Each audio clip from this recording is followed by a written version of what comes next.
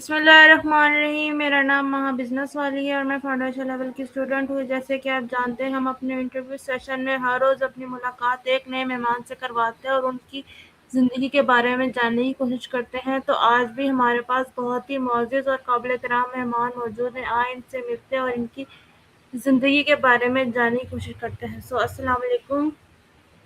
वालेकुम अस्सलाम वरहमतुल्लाहि वबरकातुहू। जी, कैसे हैं आप? जी मैं बिल्कुल ठीक, अल्हम्दुलिल्लाह।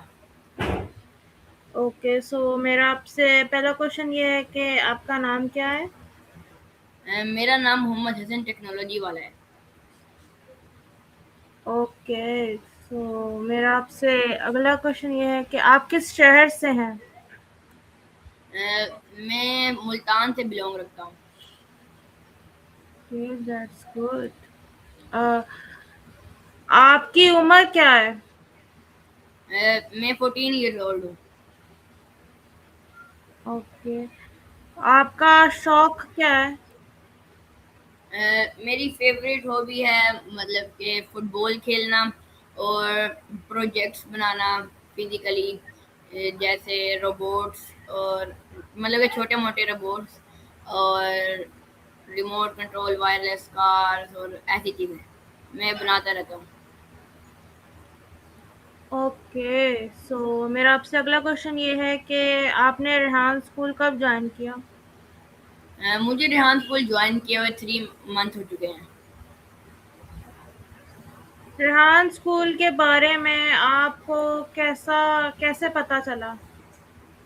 मुझे रेहान स्कूल के बारे में मेरी मदर को पता चला, क्योंकि मेरी मदर को मालूम था कि मुझे एआई सीखना और लैपटॉप पे कंप्यूटर के बारे में कोई भी चीज़ सीखने में इंटरेस्ट है।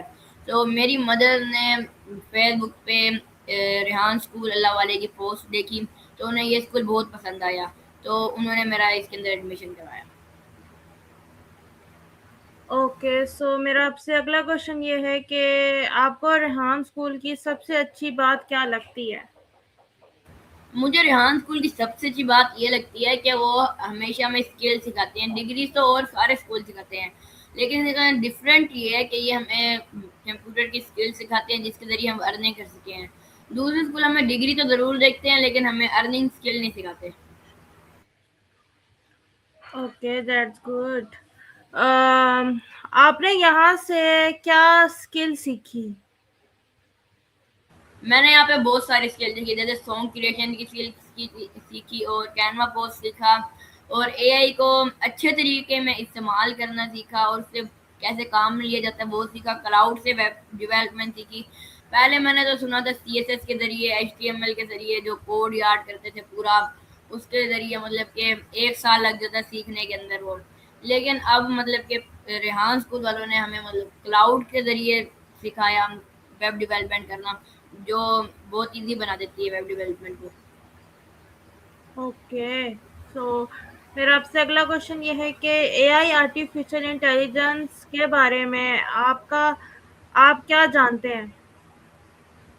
एआई इंटेलिजेंस के बारे में मैं ये जानता हूँ कि ये कुछ हद तक अच्छी भी है और कुछ हद तक गंदी भी है। ये हमारी वैसे बनी तो इंसानों की हेल्प करने के लिए और इंसानों के काम जो मुश्किल काम होते हैं उनको जल्दी और फास्टली और अच्छा जवाब देने के लिए, और ये हमारे नॉलेज में भी इजाफा करती है।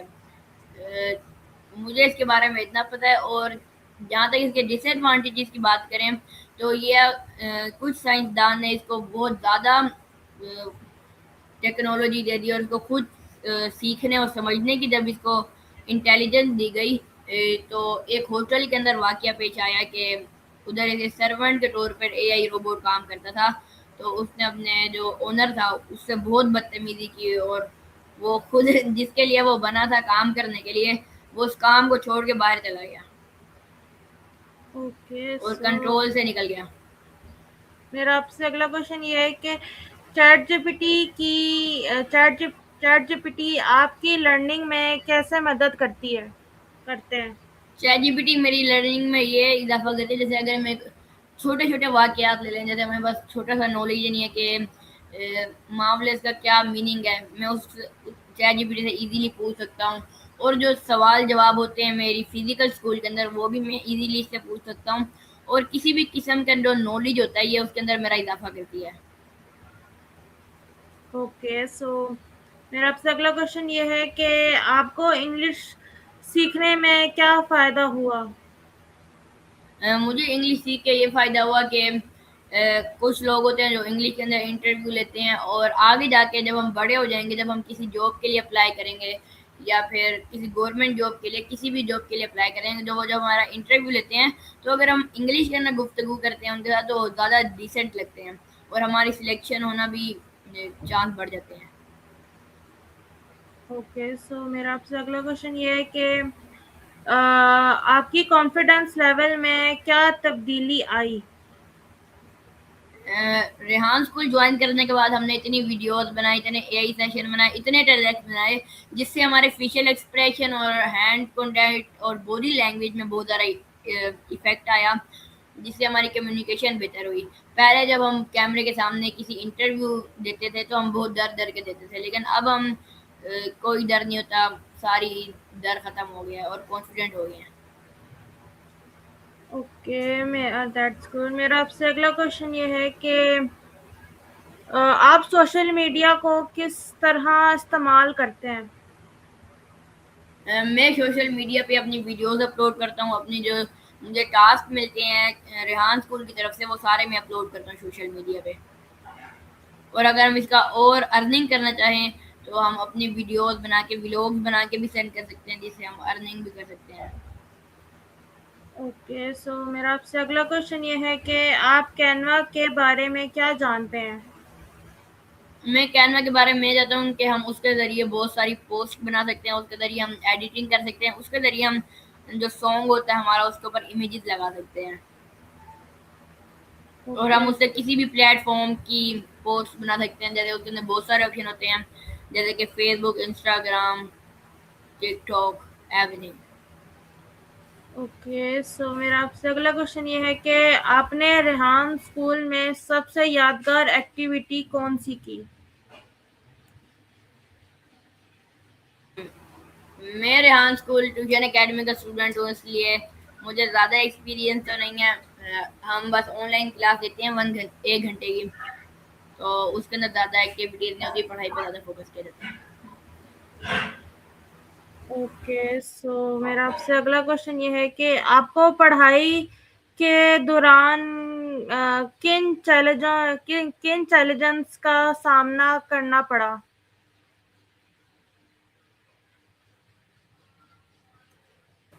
मैंने जब शुरू शुरू में ज्वाइन किया था रेहान स्कूल, तो शुरू शुरू में मुझे कुछ चैलेंजेस का सामना करना पड़ा था।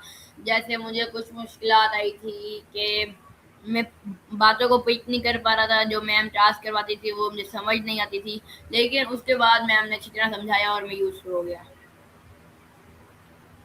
ओके, सो मेरा आपसे अगला क्वेश्चन ये है कि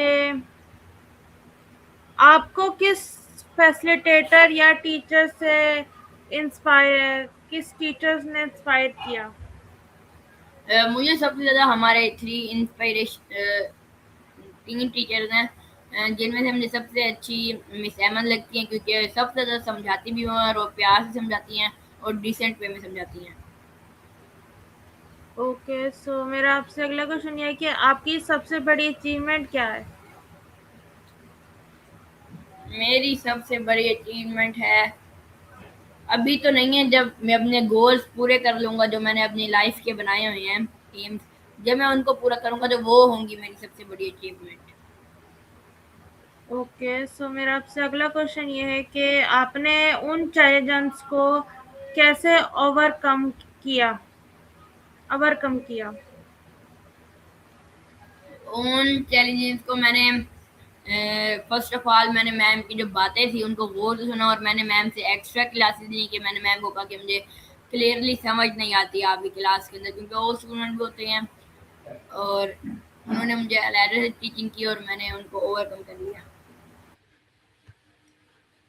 ओके, सो मेरा आपसे अगला क्वेश्चन ये है कि आपकी तालीम का बैकग्राउंड क्या है?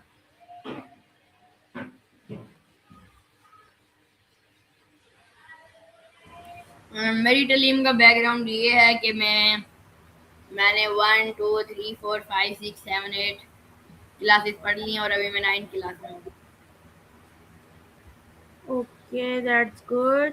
अगर आप रेहान स्कूल में कोई नई चीज़ शामिल कर सकते तो वो क्या होती? अम,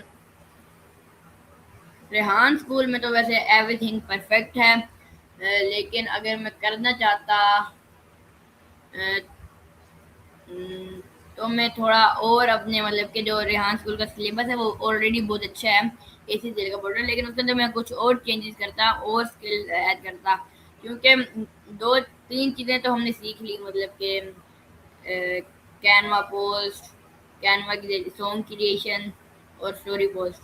अब ये चीज़ें बार-बार आई जा रही हैं, बार-बार आई जा रही हैं, जिससे हम कुछ नया नहीं सीख पा रहे। मैं इस चीज़ को चेंज करता। ओके, तो मेरा आपसे अगला क्वेश्चन ये है कि आपका पहला दिन कैसा था? रेहान स्कूल में मेरा पहला दिन ज़्यादा सही नहीं रहा, क्योंकि मेरा इंटरनेट प्रॉब्लम भी था और मुझे ज़्यादा समझ भी नहीं आ रही थी और मेरे भी फ्रेंड्स भी नहीं बने थे, इसलिए मेरा ज़्यादा अच्छा दिन नहीं गुजरा पहला।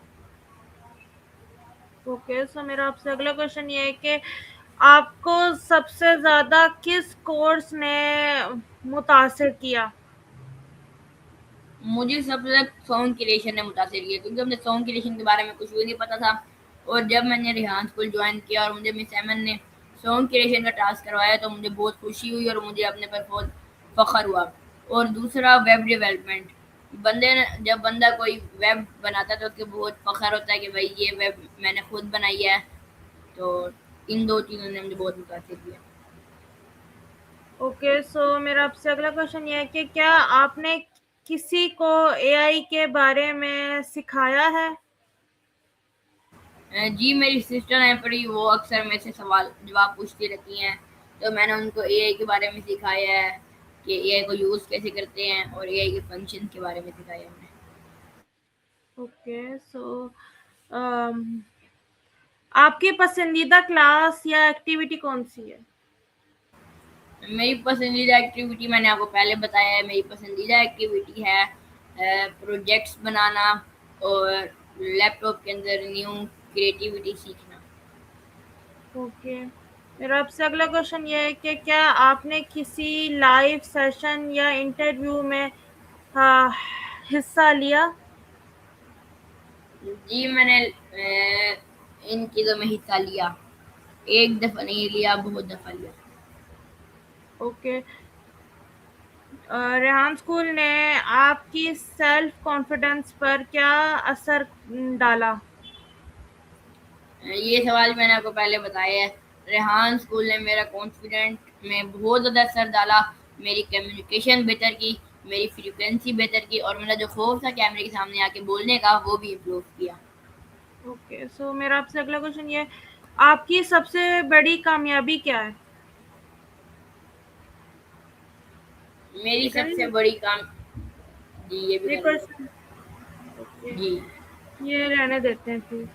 आप जी, अपने घर वालों को रेहान स्कूल के बारे में क्या बताते हैं? मैं अपने घर वालों को रेहान स्कूल के बारे में जो सच बात होती है वही बताता हूँ, कि रेहान स्कूल हमें बहुत सारी स्किल्स सिखा रहा है और अच्छा पढ़ा रहा है। ओके, सो आप अपने शहर या कम्युनिकेशन के लिए क्या करना चाहते हैं? मैं कुछ नहीं करना चाहता, अगर करना चाहूँगा तो मैं यूट्यूब पे वीडियोस बनाऊँगा। जो लोग बहुत ज़्यादा नल होते हैं, जो कैमरे के सामने आके बोल नहीं सकते, कुछ लोग ऐसे भी होते हैं जो मुल्तान बोर्ड में या पंजाब बोर्ड के अंदर फर्स्ट पोजीशन आ जाती है, लेकिन उनके अंदर कॉन्फिडेंस 0% होता है, वो किसी के सामने बोल ही नहीं सकते। जैसे हाल ही में एक वाक़या आया था कि एक बच्चे ने पंजाब बोर्ड में फर्स्ट पोजीशन ली, जब उसको स्टेज के ऊपर बुलाया तो उससे उसकी टाँगें काँप रही थी, उसे कुछ बोला ही नहीं जा रहा था। तो ऐसी डिग्री हासिल करने का, ऐसे नंबर हासिल करने का कोई फ़ायदा नहीं है कि बंदे को बोलना ही ना आता हो। एजुकेशन कॉन्फिडेंट का नाम है, और जब बंदे को एजुकेशन हो तो उसके बाद कॉन्फिडेंट होता है। जो उसने एजुकेशन हासिल की होगी तो उसका तो कोई फ़ायदा ना हुआ कि उसको बंदों के सामने बोलना ही नहीं आता। ओके, सो मेरा आपसे अगला क्वेश्चन ये है कि आपके नज़दीक कामयाबी स्टूडेंट के लिए क्या खूबियाँ होती हैं? आपके नज़दीक एक कामयाब स्टूडेंट के लिए क्या खूबियाँ होती हैं? एक कामयाब स्टूडेंट अपने अपने डिसिप्लिन को ख़राब नहीं करता। अगर उन्हें सुबह उठ के वॉक करने या वर्जिश करने जाना है तो वो रोज़ाना डेली रूटीन में जाएगा। वो किसी दिन स्किप नहीं करेगा और वो हमेशा डिसिप्लिन को फॉलो करेगा और अपना टाइम टेबल बनाएगा कि मैंने सुबह इतने बजे उठना है, इतने बजे नमाज है, और सब चीज़ों को लेके चलेगा। जिस बंदे की रूटीन नहीं है वो ज़िंदगी में कुछ नहीं कर सकता। ओके, सो मेरा आपसे अगला क्वेश्चन ये है कि आपने रेहान स्कूल में किसी दोस्त से सबसे ज़्यादा सीखा? नहीं, रेहान स्कूल में मैंने किसी दोस्त से ज़्यादा नहीं सीखा। हमें टीचर ही सिखाती हैं। ओके, आप अपने यंगर सेल्फ को क्या मशवरा देना देंगे? मैं अपने यंगर सर को ये मशवरा देना चाहूँगा कि अक्सर जब वो मतलब फैसिलिटेटर जो हैं, अक्सर जब हमें समझाते हैं तो ज़्यादा एंग्री मूड में आ जाते हैं। उन्हें पता ही नहीं होता कि प्रॉब्लम्स का हल कैसे निकाला जाता है। पता तो होता है लेकिन जब बंदा बिगिनर्स में होता है तो उसको लैपटॉप इस्तेमाल करना नहीं आता। उनकी माइंड तो बड़ी होती है, उन्हें तो सब कुछ करना आता होता है। तो जिस बंदे को नहीं करना होता आता तो उसको मिस एमन की तरह प्यार से समझाना चाहिए। जैसे मोहम्मद भाई हो गए, वो थोड़ा गुस्सा करते हैं, इसलिए मैं उन्हें ये मैसेज देना चाहूँगा कि वो प्यार से समझाएँ। ओके, अगर आपको 1 लाख रुपीज़ मिल जाएँ तो आप क्या करेंगे? 1 लाख रुपीज़ मुझे मिल जाएँ तो मैं अपना बिज़नेस स्टार्ट करूँगा और उससे ऐसे अय्याशी में नहीं गुज़ार दूँगा। मैं अपनी कोई उससे लायबिलिटीज़ खोलूँगा, जैसे किसी का बिज़नेस शुरू कर दूँगा जिससे मैं अनलिमिटेड पैसा कमा सकूँ, मतलब कि इन्वेस्टमेंट करूँगा उससे, और उससे मैं बुक्स और उससे मैं बस बिज़नेस ही करूँगा। ओके, सो मेरा आपसे अगला क्वेश्चन ये है कि क्या आपने कभी किसी मुश्किल हालात का सामना किया है? कैसे? जी, मैंने मुश्किल हालात का बहुत दफ़ा सामना किया है। ऐसे मुश्किल हालात कभी भी आ सकते हैं, बता के नहीं आते। एक जगह हम कश्मीर गए हुए थे, आज़ाद कश्मीर। तो वहाँ पे क्या हुआ, मैं और मेरे भाई गए पहाड़ों पे घूमने। वहाँ एक खाई जा रही थी नीचे की तरफ। खाई तो नहीं थी, तो रास्ता था बड़ा पहाड़ी। वहाँ से गए हम नीचे। वहाँ हम नीचे जा रहे थे तो हमारी स्पीड ओवर हो गई। वहाँ हम पहले तेज़ी से नीचे उतर रहे थे। नीचे उतरते-उतरते हमारी स्पीड लगी और आगे हमारी ब्रेकें ही ना लगीं। वो बिल्कुल ऐसे जगह थी, हमारी तो ब्रेकें ही नहीं लग रही, हम जा ही जा रहे थे, नीचे जा ही जा रहे थे, जा ही जा रहे थे। आखिरकार शुक्र है नीचे खाई नहीं थी, नीचे एक जंगल आ गया। तो हम इतने ज़हीन थे, हमने कहा इस रास्ते से वापसी नहीं जाते, ये बहुत ऊँचा है। हम ना आगे सीधा जाते हैं, ये थोड़ा-सा जंगल है, ये आगे क्रॉस करके आगे मेन रोड आ जाएगा, वहाँ से अपने होटल में वापसी चले जाएँगे। वो जब जंगल के अंदर हम घुसे तो हमें तो ईस्ट वेस्ट नॉर्थ साउथ का कुछ पता ही नहीं चला, और हम ऐसे इर्द गिर्द हमारे बड़े बड़े दरख्त थे और हमें कुछ नज़र ही नहीं आ रहा था। उसके बाद वो भी रहे, मैं भी रहूँ, किधर जाए। तो हमने 1 घंटा घूमे, उस कोने जाते, फिर आखिरकार हम दोनों की टांगे फेल हो गई। जब फिर हम उसी रोड पे पहुंचे जहाँ से हम ऊपर से नीचे आए थे, और पहले ही हमारी टांगे इतनी टूटी हुई थी। लेकिन वहाँ पे हमें मज़ा आया, बहुत आया, क्योंकि वहाँ पे बहुत सारी आबशारें थी, बहुत सारे मतलब ये नेचर बहुत खूबसूरत थी। वहाँ पे लोगों से भी हम मिले रास्ता पूछने के लिए। वहाँ के लोग भी बहुत काइंड हार्टेड थे। लेकिन जब हम वापसी जाने के लिए ऊपर जाने का सोचा तो हमारी टांगे तो इतनी टूटी पड़ी थी और हम इतनी दफ़ा गिरे भी थे नीचे। तो फिर वो वापसी ऊपर चढ़ना बहुत मुश्किल हो गया था, क्योंकि हम फ्लो के अंदर भागते नीचे तो आ गए थे, लेकिन अब ऊपर चढ़ना बहुत मुश्किल था। फिर बहुत मुश्किल से ऊपर गए और हमने नए कपड़े पहने हुए थे, वो भी बिल्कुल गर्क हो गए। ओके, इतना मुश्किल सफ़र आपने किया? जी। ओके, सो आपने अपनी ज़िंदगी में किस को अपना रोल मॉडल बना मानते हैं? मैं अपनी ज़िंदगी का रोल मॉडल आप सल्लल्लाहु अलैहि वसल्लम को मानता हूँ और हमें उन्हीं को ही मानना चाहिए, क्योंकि अल्लाह ताला ने उन्हें हमारे लिए रोल मॉडल बना के भेजा, तो हमें उन्हीं को ही फॉलो करना चाहिए। ओके, सो अगर आप दुनिया में एक चीज़ बदल सकते हैं तो क्या बदलते? मैं इस दुनिया के लोग बदल देता। जैसे दुनिया में बहुत सारे ऐसे लोग हैं जो बिल्कुल भी काइंड हार्टेड नहीं हैं, जिनके अंदर मतलब कि दूसरों को रिस्पेक्ट करना नहीं आता, और जो अल्लाह से डरते नहीं हैं और ये गलत काम करते हैं, जैसे कि डाके डालते हैं और चोरियां करते हैं और इस दुनिया का माहौल ख़राब करते हैं। ओके, सो मेरा आपसे अगला क्वेश्चन ये है कि आपके नज़दीक तालीम की अहमियत क्या है? मेरे नज़दीक एजुकेशन की तालीम की ए, अहमियत बहुत ज़्यादा है, लेकिन हमारे स्कूलों की नहीं, क्योंकि स्कूलों के अंदर हमें होता है रट्टा। उससे हम बिल्कुल भी एजुकेशन इल्म हासिल नहीं करते। इल्म हासिल करना कोई और चीज़ होता है जो हमें पता ही नहीं है। ये जो लेटर्स याद करते हैं, ये इल्म पिछले ज़माने का था। लेटर्स पिछले ज़माने में लिखा जाते थे, और ये सारी चीज़ें अब के ज़माने में फ़ोन आ गए। अब हमें कोई ये इल्म शुमार नहीं, तो हम सीधा कॉल कर लें उसको, हम बाखिदमत जनाब इतना बड़ा लिखें, इसका बिल्कुल भी फ़ायदा नहीं है। और मैं इल्म जो आजकल की बुक्स होती हैं, नॉवेल्स होते हैं, जिसके अंदर जो स्टोरीज लिखी होती हैं, बिजनेस के हवाले से लिखी होती हैं, उनको मैं उस इल्म को मैं बहुत ज़्यादा अहमियत देता हूँ। ओके, आपके ख़्याल में टेक्नोलॉजी और एआई का मुस्तकबिल क्या है? मेरे ख्याल में एआई और टेक्नोलॉजी बहुत ज़्यादा बहुत ज़्यादा बढ़ जाएगी आने वाले दिनों में, क्योंकि और बहुत सारे लोगों की जॉब भी ख़त्म हो जाएंगी। मतलब कि उनको जॉब से निकाल दिया जाएगा, जैसे अभी इतने करोड़ लोग एआई ने उनको जॉब को रिप्लेस कर लिया, और सारे लोग एआई से काम करवाते हैं लोगों की जगह, और आगे मज़ीद लोग जॉब्स के बगैर रहना शुरू हो जाएँगे। ओके, आप अपनी सक्सेस को कैसे मेश्योर करते हैं? मैं अपनी सक्सेस को के लिए पाने के लिए हार्ड वर्क करता हूँ, और उसके लिए काम करता हूँ, उसको भूलता नहीं हूँ, और डिसिप्लिन में रहता हूँ।